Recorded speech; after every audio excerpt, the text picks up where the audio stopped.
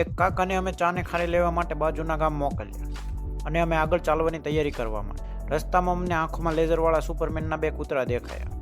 ચાલતા ચાલતા અમે સિંધુ નદીના કાંઠે પહોંચી ગયા। સૂરજનારાયણે અમને ગુડ મોર્નિંગ વાળો ફોટો મોકલ્યો। અમારો પ્રયાસ હતો કે અહીંના સુવાણા માણસોની નજરમાં આવ્યા પહેલા અમે આ જંગલ વટાવી જઈએ અને એઝ ઇટ ઇઝ અમે ફરી ચાલવાનું ચાલુ કરી દીધું।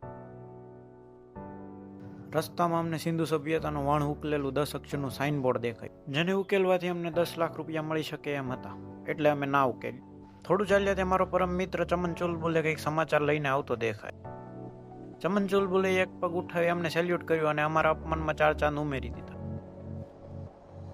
ચમન ચુલબુલે દ્વારા અમને એક અતિ ગોપનીયતા સભર વાત જાણવા મળી। એ વાત કંઈક એવી હતી કે તારક મહેતા કા ઉલ્ટા ચશ્માના ઉલ્ટા ચશ્મા હવે સીધા ચશ્મા થઈ જવાના છે। આ વાત સાંભળતાની સાથે જ મારા પનમાં KGFના રોકીભાઈ આવી ગયા અને મેં ચમન ચુલબુલેને ગોળીઓથી છિન્ન ભિન્ન કરી નાખ્યું। અમે કેનેડાના પાટિયા પહોંચી ગયા હતા, જેનું પ્રતીક હતું આ પવિત્ર મેકેન્ઝી નદી। અહીંથી જમણી બાજુ જવું અમારા મિશન માટે જરૂરી હતું, એટલે અમે ડાબી બાજુ ચાલવા લાગ્યા।